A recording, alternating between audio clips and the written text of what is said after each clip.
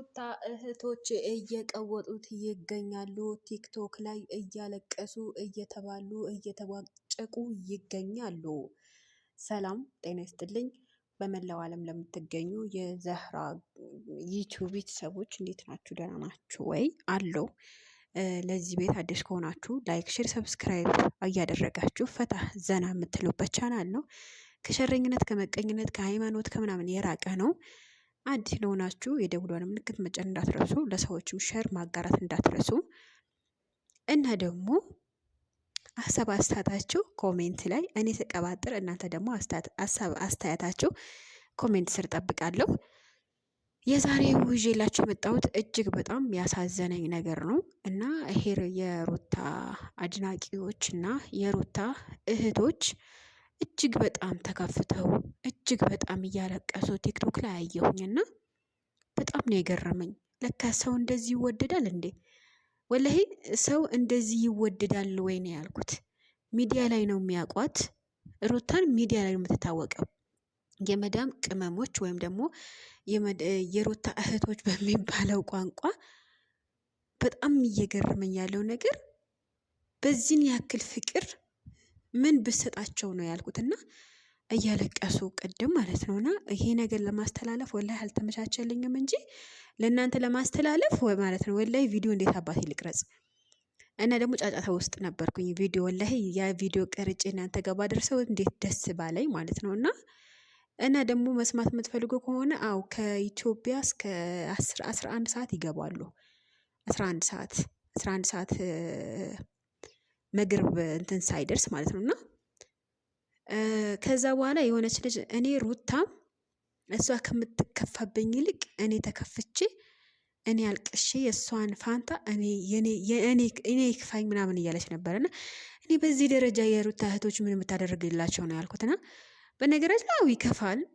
ሰው ሲከፋ እከፋለሁ፣ ሰው ሲያለቅስ አለቅሳለሁ፣ ሰው ሲደሰት እደሰታለሁ በበኩሌ ማለት ነው። እንደኔ ግን በዚህ ደረጃ ያክል ሚዲያ ላይ ወጥቼ እንደዚህ አልነፋረቅም ማለት ነው። በተቻለኝ አቅም ሩታን ደውዬ አጽናናታለሁኝ። አለቀ።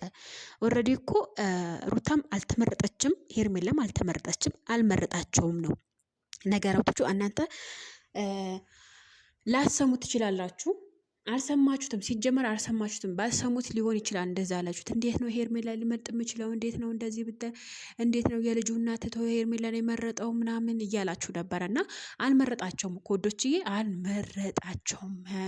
ለትንሽ ቀናት ወይም ደግሞ ለትንሽ ወራታት እኔ ከሁለታችሁ ማንንም አልፈልግም እና ስትሬስ ውስጥ እስከገባው ድረስ ያ ነገራቶች ይሄ ሁሉ ያ 2 ወሮች ወይም ደግሞ ይሄ 1 ወር ሙሉ ምን እንደተከሰተ እስከማውቀ ድረስ ወይም እያንዳንዳንዱ ያደረጋችሁ ነገር ነገሩኝ፣ አለበለዚያ ደግሞ ተውኝና ሂዱ ነው እንጂ ያላቸው አልመረጠም ማለት ነው። በነገራችን ላይ ውድ እህቶቼ ሩታ ትወደዳለች፣ ጸባየኛ ናት፣ በጣም ጎበዝ ናት፣ ለትዳሯ ታታሪ ነበረች። ነገር ግን ባለመግባባት ተፈጥሮ ይሄ ሁሉ ነገር ተከሰተ። ሄርሜላ መጣች፣ ተረረች፣ ተበጠበጠ። ለዛ ነው ተብታባ ብላችሁ ኮሜንት ስራ አስቀምጡልኝ የምላችሁና በአንዳንድ ንግግሮች ተብተብ ነው የምለውና ስደነናገጥ ማለት ነው።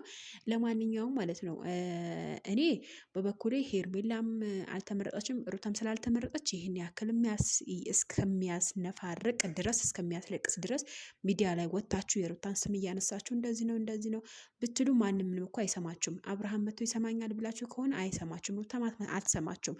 ኦኬ ተቆራርጦ ሊሆን ይችላል የሚደርሳት ይሄ ቪዲዮ ማለት ነው። ግን ለሷ ደውላችሁ ብታጽናኗት እንደዚህ ነው ጥሩን ነገር ብትመክሯት ምናምን ነው እንጂ እንደ ሚዲያ ላይ ወጣችሁ በማልቀስ ምንም የሚገኝ ነገር የለም ባይነኝ። እና በጣም የገረመኝ ነገር ትወደዳለች፣ ተወዳጅ ናት፣ ጎበዝ ናት፣ ጠንካራ ናት፣ ታታሪ ናት፣ ቆንጆ ናት፣ ሞዴል ናት፣ ብዙም ነገር ናት። ነገር ግን በሷ ነገር ተማሩ። በሷ ትዳር ምን እንደተማራችሁ፣ በሷ ምን መከሰት እንዳለበት፣ በትዳራችሁ ላይ 3ኛ ወገን ማስገባት እንደሌለባችሁ በእንደዚህ አይነት ተማሩ እንጂ ንፍርቅ ብላችሁ እዛው ላይ ሙጭጭ። ኧረ ቢስሚላ እኔ በጣም ነው የገረመኝ። እቺ ልጅ እኔ እንጃ ሩታ ምን ብታደርግላችሁ ነው? ለካ ሰው አድርጎለት አይደለም የሚወደደው፣ ሰው አድርጎለት አፍቅሮት አይደለም እንትን የሚደረግለት እና በጣም ነው የገረመኝ። እኔ የነሱን ግብዝና በጣም እኔ እንጃ ቃላት የለኝም። እውነት ይችላሉ የሩታ እህቶች። ውዶቼ ላይክ፣ ሼር፣ ሰብስክራይብ አድርጎ በሌላ ቪዲዮ እመጣለሁ። የሆነ ርብሽብሽ ነው ያልኩት እኔ ራሱ ማለት ነው። ያንን ቪዲዮ ምናምን ስከታተል እንዴ በእኔ ትዳርስ ነገ ምን ይከሰታል? እንዴ በእኔ ትዳርስ እውነት እንደዚህ ይሆንብኛል ወይ?